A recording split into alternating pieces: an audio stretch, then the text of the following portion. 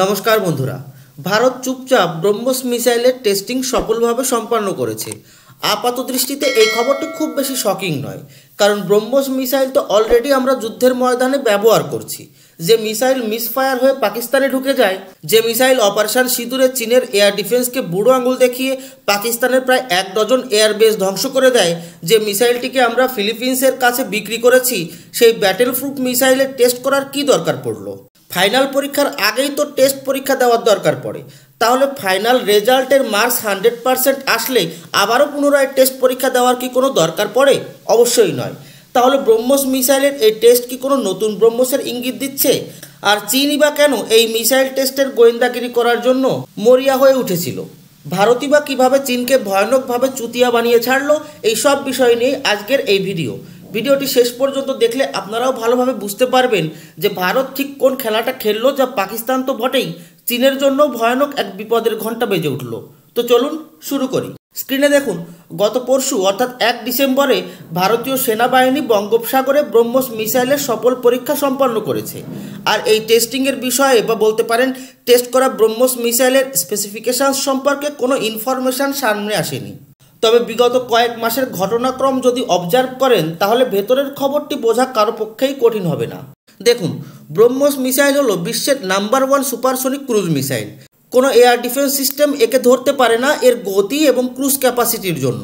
আর আমাদের কাছে ব্রহ্মস মিসাইলের 3টি ভেরিয়েন্ট রয়েছে: মাটি, আকাশ এবং সমুদ্র থেকে লঞ্চ করা ব্রহ্মস মিসাইল। কিন্তু ব্রহ্মস মিসাইলকে নিয়ে একটাই দুর্বলতা ছিল, তা হলো এর রেঞ্জ হলো মাত্র 300 কিলোমিটার। পাকিস্তানের বিপক্ষে এই রেঞ্জ যথেষ্ট হলেও আমাদের প্রধান শত্রু চীনের জন্য এই রেঞ্জ একদমই যথেষ্ট নয়। চীনের বড় বড় শহর বা মেইনল্যান্ড তো ছেড়েই দিন, ভারত চীন সীমান্তের কাছাকাছি যেসব মিলিটারি ইনস্টলেশনস বানিয়ে রেখেছে, তাও মোটামুটি 800 থেকে 900 কিলোমিটার দূরে অবস্থিত, যা ব্রহ্মসের আওতার বাইরে। অনেকেই বলতে পারেন যে ফাইটার জেট দিয়ে চীনে ঢুকে ব্রহ্মস মিসাইল লঞ্চ করলেই তো চীনের খেলা খতম। তো কথা তো আপনাদের ঠিকই আছে, কিন্তু সেক্ষেত্রে আমাদের পাইলটদের ক্যাজুয়ালিটির সম্ভাবনা থেকেই যায়। ঘরে বসে বোতাম চেপে শত্রুকে ধ্বংস করার যে মজা, তা কি অন্য কিছুতে পাওয়া যায়? ঠিক সেই কারণেই ভারতের দরকার ছিল ব্রহ্মস মিসাইলের রেঞ্জ বাড়ানো। যেহেতু ব্রহ্মস মিসাইল ভারত এবং রাশিয়া যৌথভাবে তৈরি করেছে, তাই ব্রহ্মসের রেঞ্জ বাড়ানোর জন্য রাশিয়ার অনুমতিও জরুরি ছিল। কিন্তু রাশিয়া ভ্যাসেনার ও এমটিসিআর এর সদস্য দেশ ছিল, আর এই গ্রুপ দুটির সদস্য দেশগুলো গ্রুপের বাইরের দেশগুলোকে 300 কিলোমিটার রেঞ্জের ওপরের রেঞ্জের মিসাইল টেকনোলজি দিতে পারে না। তখন ভারত আমেরিকাকে পামপট্টি দিয়ে ভ্যাসেনার এবং এমটিসিআর এর সদস্যতা নিতে সক্ষম হয় 2016 সালে। এরপর থেকে শুরু হয় ব্রহ্মস মিসাইলের রেঞ্জ এবং ওয়ারহেড বাড়ানোর প্রোগ্রাম। 2023 এবং 2024 সালে ব্রহ্মস মিসাইলের আপগ্রেড ভার্সনের টেস্ট সফলভাবে সম্পন্ন করেছে ভারত।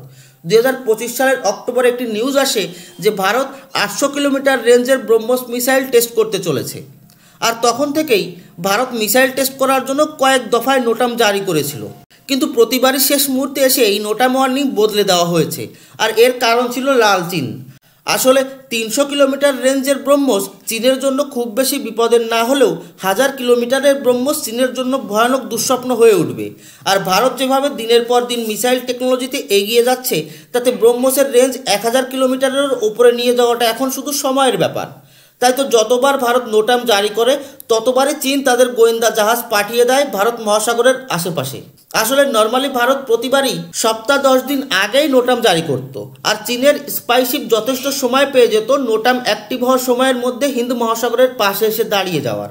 বিগত 2 মাসে কমপক্ষে 3-3বার নোটাম জারি করে আবারও তারিখ পিছিয়েছে ভারত। আর চীন একটি দুটি করে একসময় 4-4টি স্পাইশিপ দাঁড় করিয়েছিল হিন্দ মহাসাগরের চারপাশে। আর এসব থেকে ভারত সরকার নোটাম ওয়ার্নিংই ক্যান্সেল করে দেয় যে যা মিসাইল টেস্টই করব না। আর চীন রেগে ক্ষোভে মনমরা হয়ে তাদের স্পাইশিপ ফিরিয়ে নিয়ে যায়। যখন চীনের স্পাইশিপ ফিরে গেছে, তখনই ভারত আবারও একটি শর্ট নোটিশের নোটাম জারি করেছে এবং নির্ধারিত তারিখের আগেই ব্রহ্মস মিসাইলের এক্সটেন্ডেড ভার্সন সফলভাবে টেস্ট করে নিয়েছে। বিষয়টি ঠিক এরকম যে জঙ্গলের ভেতরে একজন বাঘ বলে চেঁচিয়ে চেঁচিয়ে গ্রামবাসীকে জড়ো করে, আর যখন সত্যিকারের বাঘ আসে তখন গ্রামবাসী আর আসে না। অর্থাৎ ভারত চীনকে টোপ দিয়ে দিয়ে নাচাচ্ছিল।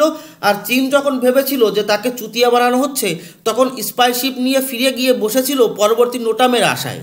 ভারতের পক্ষ থেকে পুনরায় নোটাম তো জারি হয়েছিল, তবে চীনের স্পাইশিপ কিছু বুঝে ওঠার আগেই বিশ্বের নাম্বার 1 ক্রুজ মিসাইল ব্রহ্মসের নিয়ার 1000 রেঞ্জের পরীক্ষা সফলভাবে সম্পন্ন হয়ে গেছে।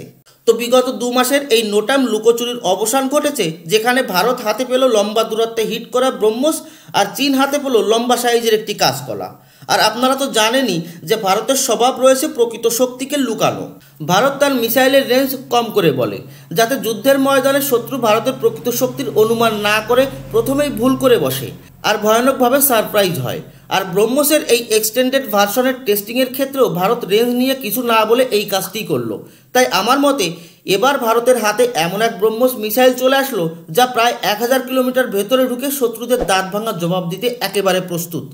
তবে এ বিষয়ে আপনাদের মতামত আলাদা হলেও হতে পারে। যাই হোক না কেন, কমেন্ট করে জানাবেন। ধন্যবাদ। জয় হিন্দ।